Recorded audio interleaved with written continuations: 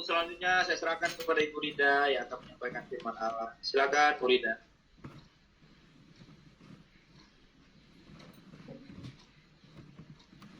Bapak Ibu, mari kita berdoa sebelum kita sharing untuk firman Tuhan. Tuhan Yesus, Bapa kami yang ada di dalam surga, puji syukur, terima kasih kami panjatkan padamu Bapa, karena besar kasih setiamu, besar kasih anugerahmu, yang sudah Engkau berikan bagi kami semua ini anak-anakmu. Terutama kami yang pagi hari ini bergabung dalam Zoom Dorea Ministry Indonesia di pagi hari ini. Bapa, sungguh pertolonganmu hanyalah kepadamu saja bagi kami ini. Pertolonganmu begitu besar. Kepada siapa Tuhan kami akan minta pertolongan. Karena hanya Engkaulah pertolonganmu itu tidak pernah berubah. Engkau tidak pernah terlalu cepat dan Engkau tidak pernah terlambat. Tapi kepastian itu yang selalu ada. Dengan belajar penuh kesabaran, dengan belajar penuh percaya, Tuhan, janjimu aku pegang dengan kepastian. Ajari kami setiap anak-anakmu untuk terus boleh percaya atas pertolonganmu. Tuhan, terima kasih. Karena Engkau adalah Tuhan yang setia. Engkau setia lebih dulu bagi kami. Untuk itu kami hanya bisa mengucap syukur terima kasih. Kami hanya bisa membalas dengan apa ya Tuhan kepadamu. Kami hanya bisa memberikan hati kami ya Tuhan. Untuk menyenangkan kepadamu. Untuk itu mampukan setiap anak-anakmu. Untuk terus menyenangkan hatimu Bapa. Karena itu juga kerinduan kami.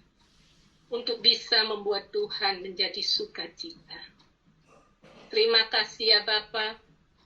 Urapi hamba-Mu ini yang akan bersharing tentang firman-Mu. Semua ini Tuhan karena Engkau bukan untuk kami. Karena kemuliaan-Mu saja Tuhan, kami mau bersharing untuk membawa firman-Mu. Terima kasih ya Bapa. Berkati kami semua yang ada di sini. Biar kami boleh tidak hanya mendengar, tapi sungguh benar-benar menyimpan dan merenungkan firman Tuhan dengan baik. Terima kasih Bapa, di dalam nama Tuhan Yesus. Kami berdoa dan mengucap syukur. Haleluya. Amin. Shalom Bapak Ibu. Selamat pagi. Mungkin suara saya agak serak ya. Mohon maaf. Tapi untuk Tuhan, saya telah berjanji. Karena harusnya saya waktu itu Jumat melayani. Tapi saya minta suami saya menggantikan dulu. Karena saat itu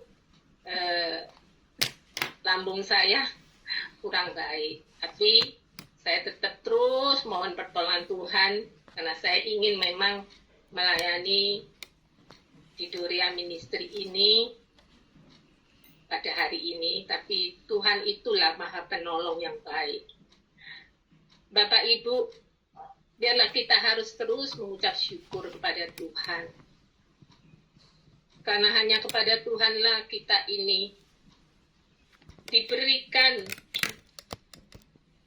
kesempatan sampai saat ini untuk merenungkan firman Tuhan. Bagaimana kalau kita tidak bisa diberi kesempatan?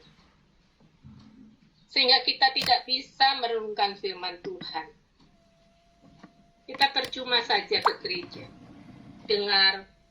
Tapi begitu keluar gereja, kalau kita tidak merenungkan, semuanya itu hilang, Bapak Ibu. Sehingga kita tidak bisa menjadi manusia yang kuat. Karena kita ini adalah manusia-manusia yang terbatas. Dan kita harus terus mengucap syukur. Karena Tuhan Yesus sudah menebus dosa kita di kayu salib. Darahnya telah tercurah untuk membuat kita sehat. Segala kutuk pun sudah ditanggung di kayu salib. Semua sudah dibayar lunas. Itu kita harus selalu mengingatnya. Apalagi pada saat ada perjamuan kudus. Di sana diingatkan oleh Tuhan bahwa kita harus selalu ingat apa yang Tuhan sudah katakan dalam firman-Nya. Kita bukan mensakralkan tentang roti dan anggur. Tapi di saat itu kita harus merenungkan apa itu roti, apa itu anggur. Supaya kita tetap terus mengingat Tuhan Yesus disalibkan itu. Begitu besar pengorbanannya untuk kita. Sering manusia cuma mengkultuskan untuk makan roti dan minum anggurnya. Tapi dia lupa bahwa roti itu adalah tubuh Kristus dan anggur itu menggambarkan darah Kristus. Sehingga kita sudah menyatu dengan Kristus. Untuk itu kita harus menjaga iman kita agar kita tidak goyah dan kita percaya dengan darah Kristus sudah membasuh tubuh kita. Bapak Ibu, dalam kenyataan hidup itu kita tidak boleh sombong bahwa kita tetap membutuhkan orang lain di dalam kehidupan kita. Kita tidak bisa sendiri dalam hidup ini. Untuk itu kita perlu sungguh-sungguh mencari orang yang baik, tulus untuk menolong kita. Tapi pertolongan yang selalu setia, pertolongan yang tidak berubah memang Tuhan Yesus. Tapi kenyataan dalam hidup, nggak mungkin kita hidup sendiri. Misalnya seorang bayi lahir, dia tentu membutuhkan seorang ibunya yang harus memberikan perawatan, kasih sayang. Setelah dia tumbuh menjadi lebih besar, dia harus sekolah. Dia harus membutuhkan seorang guru untuk mengajarnya. Bukankah itu juga membutuhkan orang lain dalam kehidupan? Setelah tumbuh dewasa kembali, dia harus menikah.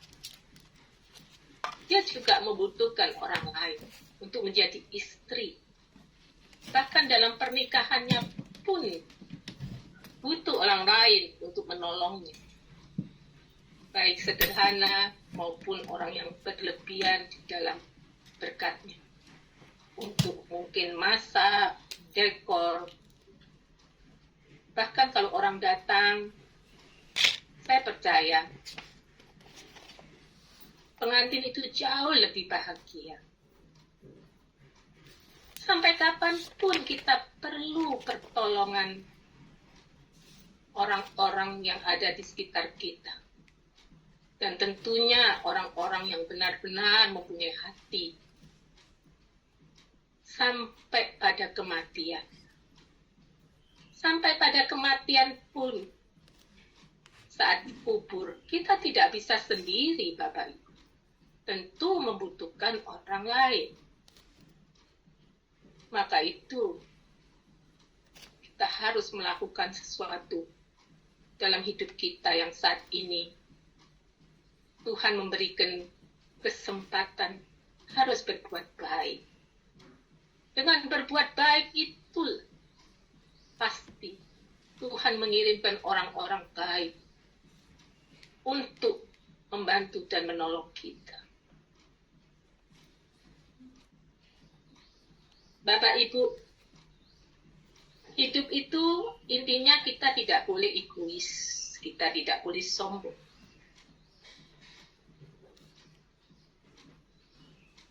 Dan kita memang sebagai suami istri pun itu adalah penolong. Sejak semula Tuhan sudah ciptakan lelaki dan perempuan. Suami membutuhkan pertolongan istri. Istri juga sebaliknya membutuhkan pertolongan suami. Untuk itulah mengapa dalam kehidupan ini dibutuhkan satu keharmonisan di dalam keluarga. Kalau kita sebagai orang tua sudah memberikan contoh yang baik, tentu kita juga bisa menolong atau menjadi penolong bagi anak-anak kita. Itu pun nanti anak-anak kita akan belajar dari kehidupan orang tuanya, bisa menjadi juga penolong atau menolong bagi orang tuanya, dan kelak bagi generasi-generasi penerusnya. Tapi pertanyaannya Bapak Ibu, siapa yang bisa menolong kita? Diampuni dari dosa kita. Itu tidak ada seorang pun bisa mengampuni kita dari dosa kita. Itu hanya Tuhan Yesus. Untuk itu betapa mulianya Tuhan kita. Hanya Tuhanlah yang bisa mengampuni dosa kita. Kita harus berterima kasih. Kita harus bersyukur. Bagaimana kita manusia yang sudah berdosa di dalam dunia ini, kalau Tuhan tidak menghapus dosa kita.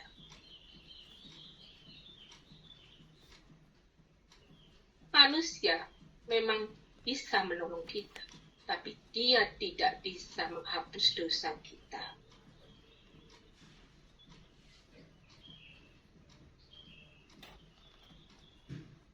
Bapak Ibu, saya berikan dalam pasal Mazmur dalam pasal 30 ayat 10, di mana pemazmur berseru, "Dengarkanlah Tuhan dan kasihanlah aku. Tuhan jadilah penolongku." Biarlah Tuhan, Mazmur 30 ayat 10 itu kita renungkan bahwa Tuhanlah yang jadi penolong kita. Kalau kita tidak merenungkan firman, Alkitab itu adalah sebuah bacaan saja. Tidak ada artinya, Bapak Ibu. Sehafal satu Alkitab, tapi tidak merenungkan, kita tidak bisa melakukannya. Bapak Ibu merenungkan beberapa ayat atau pasal, merenungkan dan melakukan, masuk dalam hati, itu jauh lebih indah, membuat kita lebih kuat, membuat kita lebih bertumbuh dan mengerti apa arti rencana Tuhan. Seperti Daud, dia selalu memohon agar Tuhan mendengar doanya. Dia selalu minta belas kasihan dari Tuhan. Dan dia selalu menjadikan Tuhan itu penolong. Untuk itu, biarlah kita selalu juga memohon belas kasihan Tuhan. Dan kita sungguh-sungguh berkonsisten untuk berdoa kepada Tuhan. Itu tadi contohnya adalah Daud, yang menjadikan Tuhan adalah penolongnya. Mazmur 54 ayat 4. Di sana dikatakan, "Sesungguhnya Allah adalah penolongku. Tuhanlah yang menopang aku." Bapak Ibu, sangat jelas. Di sana dikatakan Allah adalah penolongku. Tuhanlah yang menopang aku. Di sana Daud sangat mengerti. Dan dia benar-benar berdoa dengan sungguh-sungguh dan konsisten.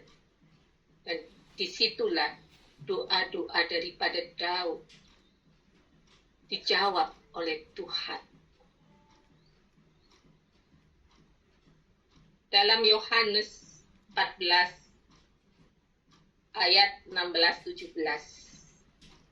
Aku akan minta kepada Bapa, dan ia akan memberikanmu seorang penolong yang lain, supaya ia menyertai kamu selama-lamanya, yaitu Roh kebenaran. Dunia tidak dapat menerima dia, sebab dunia tidak melihat dia dan tidak mengenal dia. Tetapi kamu mengenal dia, sebab ia mencintai kamu, dan ia akan berdiam di dalam kamu. Bapak Ibu, kalau kita merenungkan, bayangkan, Roh penolong itu diam di dalam diri kita. Kenapa kadang kita ini ragu? Kenapa kadang kita ini tidak percaya? Bukankah Tuhan sudah katakan, Tuhan sudah memberikan Roh penolong, yaitu Roh Kudus. Roh yang selalu ada di dalam kehidupan kita. Roh Kudus itu luar biasa, Bapak Ibu. Dia adalah Roh penolong, Roh penghibur, Roh yang selalu ada di dalam kehidupan kita. Dan dia adalah Roh kebenaran. Dia adalah Roh yang membimbing agar kita bisa menjalani hidup kita untuk selama-lamanya, yang ditunjuk oleh Tuhan dengan satu tujuan yang baik. Bapak Ibu, sudah saya katakan pertolongan Tuhan itu tidak pernah terlalu cepat dan tidak terlalu lambat. Tuhan tahu waktu yang tepat untuk menolong anak-anaknya yang percaya dan setia kepadanya. Contohnya, Lazarus, di mana dia sudah meninggal 4 hari. Tapi saya rasa banyak kalau kita tidak akan percaya bahwa Lazarus akan bangkit dan hidup kembali. Memang, secara kedokteran, secara biologis, orang meninggal 4 hari sudah tidak mungkin akan hidup kembali. Justru akan bau. Tapi kenapa Yesus datang setelah 4 hari? Inilah kita sifat manusia.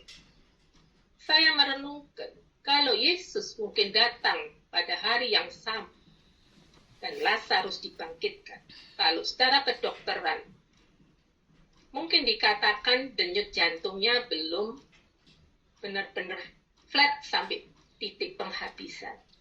Kalau sekarang itu pakai alat yang ditaruh di jantung, ya, ditekan-tekan, nah itu ada yang bisa hidup. Tapi siapa yang dokter bisa bangkitkan orang meninggal sudah 4 hari? Disitulah Tuhan ingin supaya banyak manusia percaya, dan semua itu untuk kemuliaan yang Tuhan berikan. Disitulah kita perlu kadang untuk merenungkan, kenapa? Apa maksud Tuhan? Memang Tuhan tidak bisa cepat, tidak terlambat untuk menolong anak-anak. Sama seperti kita, Bapak Ibu. Kalau kita sedang menghadapi masalah, baik saat kita mungkin sedang menghadapi sakit penyakit, menghadapi problem keuangan, rumah tangga, kita sudah berdoa, kita merasa sungguh-sungguh sudah berdoa, minta didoakan banyak hamba Tuhan. Kadang cepat dijawab, kadang bahkan bertahun-tahun tidak dijawab. Bapak Ibu, apakah Tuhan itu terlambat? Itulah, kita harus merenung.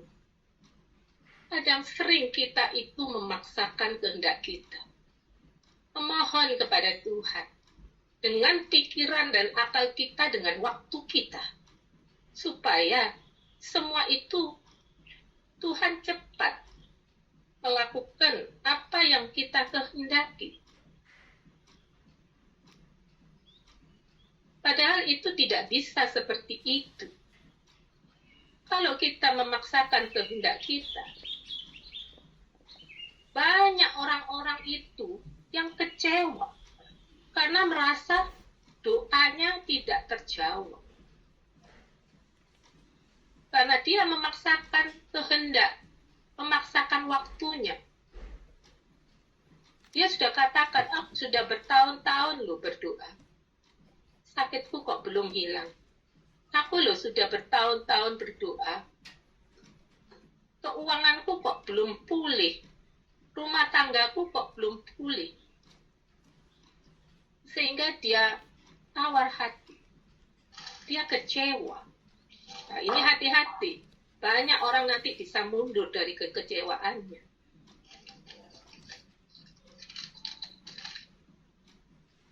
Untuk itu Bapak Ibu, contohnya seperti kalau kita sudah didoakan oleh hamba Tuhan, ya, banyak hamba Tuhan misalnya diundang ke rumah sakit, itu sudah sakitnya sudah kritis, ya.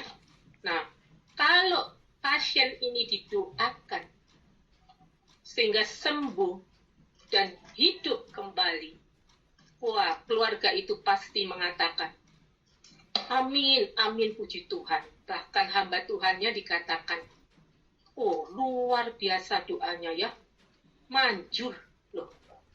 Hamba Tuhan itu bukan seorang yang kalau orang Jawa bilang dukun. Itu tidak bisa disamakan. Hamba Tuhan itu adalah juga penolong yang dipakai Tuhan untuk menolong orang-orang, untuk mendoakan supaya mereka diberikan kekuatan. Supaya mereka diberikan kekuatan baik jasmani maupun di dalam rohani. Nah, Bapak Ibu, kalau hamba Tuhan ini berkali-kali sudah mendoakan dalam keluarga ini begitu baik dan orang-orang didoakan hidup, itu memang luar biasa. Tapi pertanyaannya, bagaimana kalau hamba Tuhan ini mendoakan seseorang dan orang ini tidak baik, bahkan meninggal? Nah, apakah dengan meninggalnya orang ini, kita ini masih bisa percaya kepada Tuhan atau kepada hamba Tuhannya? Ini sulit. Kadang banyak orang kalau tidak mengerti, dia itu bisa kecewa.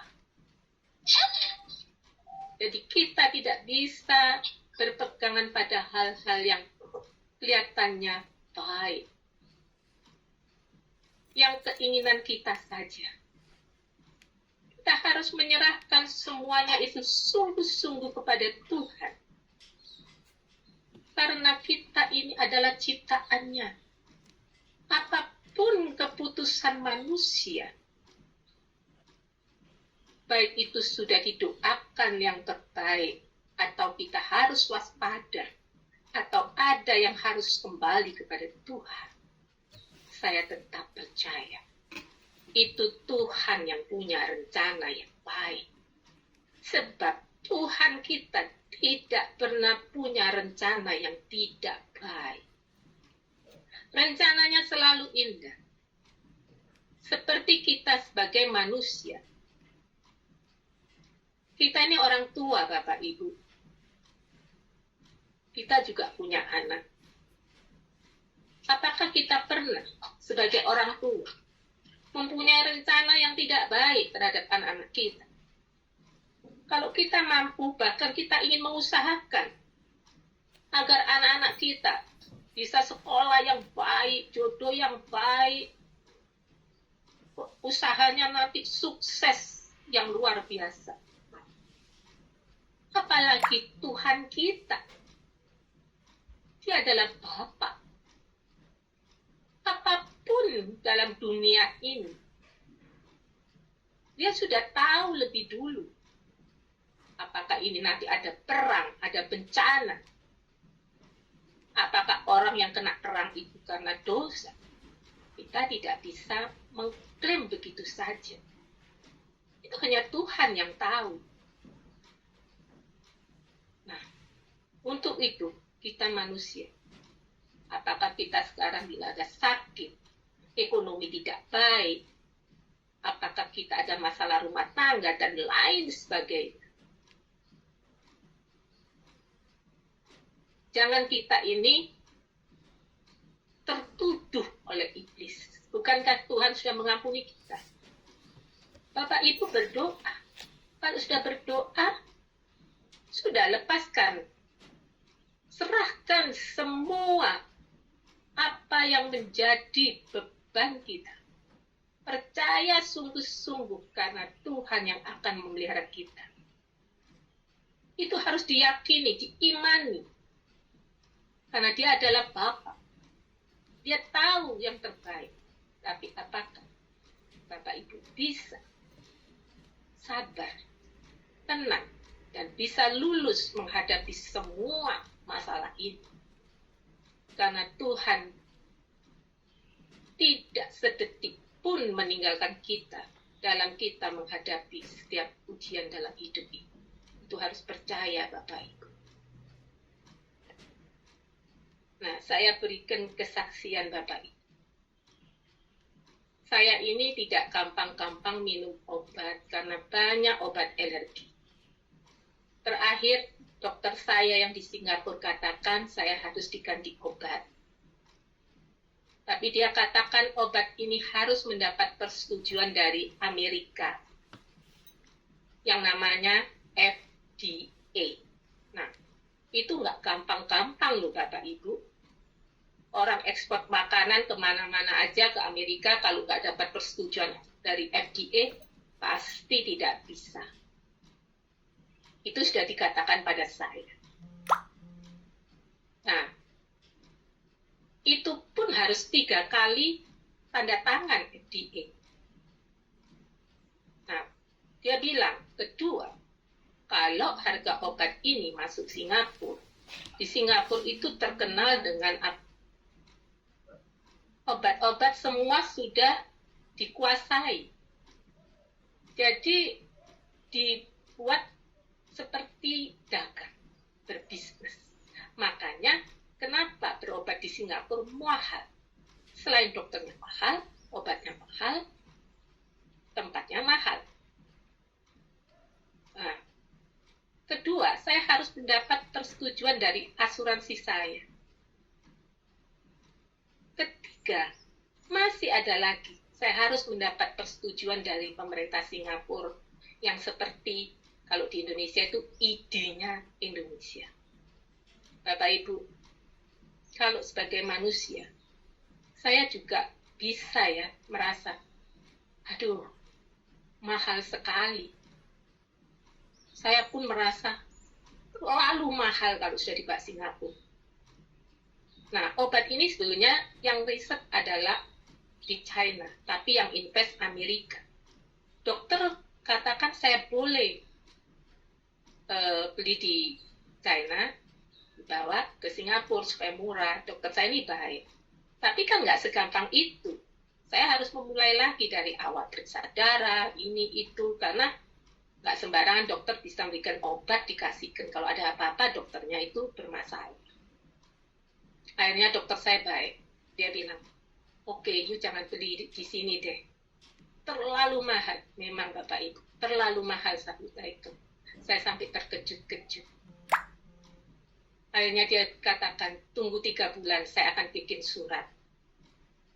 Dia bikin surat yang ke-1, harus ke insurance-nya dulu, mohon, sama FDA. Ternyata FDA itu baru 2 kali, sehingga insurance saya, katanya dokter, sudah menolak 2 kali.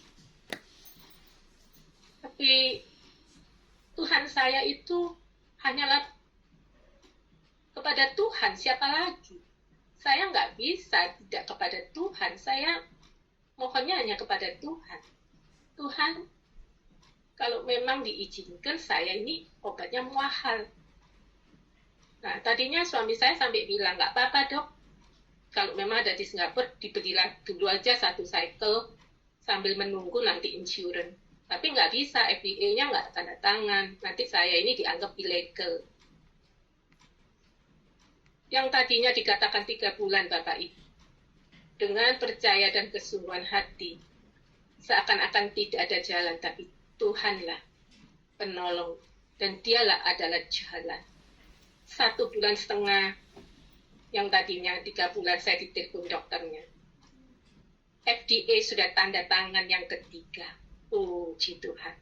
Dan dokter saya begitu baik, dia dibantu juga oleh teman-temannya untuk tulis surat kenapa saya harus pakai ini. Dan insurance saya yang namanya Bupa itu juga luar biasa, dia nggak sembarangan mau kasih ganti saya karena ini mahal. Nah, dia tadinya kenapa menolak, dia bilang, loh, sudah dikasih obat baru, kenapa diganti lagi? Tapi akhirnya dia juga saat itu menandatangani karena dia kaget FDA tanda tangan. Sehingga dokter saya surprise. Dia bilang, wah, you punya insurance luar biasa ya mau gantiin ini. Ini nanti saya nggak tahu berapa cycle, biayanya mahal loh. Saya bilang, ya karena saya selalu berdoa, dokter. Nah, dokter saya sekarang selalu ikut. Iya, Frida, bagus sekali. Harus berdoa. Saya juga berdoa. Terus, tapi masih belum bisa diambil. Saya pun belum bisa. Loh, kenapa dokter tuh 1 lagi? Singapurnya. Tapi saya usahakannya. Kalau ini 2 bisa, Singapura harusnya bisa. Ya, puji Tuhan, 2 minggu lalu obat ini sudah bisa diambil Bapak Ibu, dan saya sudah bisa memakainya. Nah, itulah Tuhan kita yang luar biasa. Tanpa Tuhan, saya pun tidak tahu harus bagaimana. Kalaupun ada uang, kalau FDA tidak tanda tangan, saya pun tidak bisa berobat di Singapura. Karena di sana itu ketat. Kalau tidak ada FDA, tidak bisa masuk Singapura.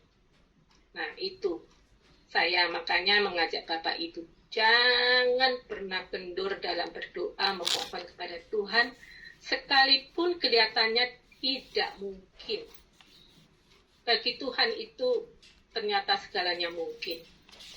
Nah, waktu saya sudah minum waktu itu 6 hari, tidak ada masalah. Nah, saya pulang Indonesia pada hari Minggu baru kemarin, mas saya itu sakit sekali, makanya saya nggak bisa Zoom Bapak Ibu. Aduh, sakit sampai nggak bisa tidur. Ternyata saya itu diberikan obat zat besi, vitamin, yang menyerap air, saya kirain obat.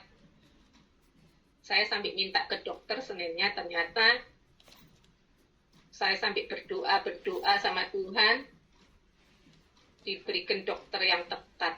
Ternyata memang dokternya itu gastro ya di Jakarta, luar biasa. Ya bilang, wah ini bukan dari obat karena you sudah 6 hari, mungkin dari pencernaan. Dan lambung you akhirnya kena sehingga naik ke atas menjadi asam lambung. Seperti GERD, dia bilang. Benar Bapak Ibu. Akhirnya pagi itu saya minum probiotik dan dikasih dokter obat. Ya maaf, saya sudah ternyata saya bisa buang air. Tadi buang airnya itu keras sekali, nggak bisa. Nah, jadi pengalaman-pengalaman ini saya ambil, kadang bukan dari obat, yang saya minum. Saya akhirnya lanjutkan lagi, saya telepon Singapura, nggak apa-apa dilanjutkan. Nah, itulah Bapak Ibu. Saya katakan, Tuhanlah penolong yang tertinggi satu-satunya dalam hidup kita. Kalau kita sudah tidak guna jalan, Tuhan yang selalu berjalan. Dan manusia yang ada di sekitar kita yang baik, ya suami, ya teman, dia juga adalah penolong. Dokter, perawat, siapa aja. Kita jangan egois. Apalagi soal masalah keuangan. Itu sangat, Bapak Ibu. Jangan dianggap terlalu rumit. Terlalu rumit karena itu pikiran kita. Tapi Tuhan tidak pernah membuat masalah itu rumit. Tapi Tuhan selalu mendidik. Bagaimana engkau punya iman percaya kepada Tuhan. Sekalipun engkau katakan tidak mungkin. Tapi di dalam Tuhan selalu diberi jalan. Dan percayalah. Apapun yang terjadi dalam hidup ini. Jangan mendahului Tuhan. Sebab Tuhan itu selalu punya rencana yang baik. Apapun dalam hidup yang kita jalani, itu tetap yang terbaik. Sebab sampai akhir hayat kita, Tuhan tetap baik. Sampai akhir hayat kita juga butuh pertolongan orang. Tapi saya percaya, tetap selalu teguh, punya iman percaya. Kita harus tetap percaya karena sisa hidup ini tidak panjang. Gunakan sisa hidupmu berbuat baik. Itu sebetulnya keinginan Tuhan. Karena kalau kita berjumpa dengan Tuhan, pasti Tuhan memberikan selalu tempat yang baik di sisinya. Sekian, amin. Semoga bisa memberkati. Tuhan Yesus memberkati kita semua. Biarlah kita boleh merenungkan firman Tuhan dengan baik. Amin. Saya kembalikan pada Pak Nandung. Dan kalau Bu Esti ada, boleh menanggapi atau menambah.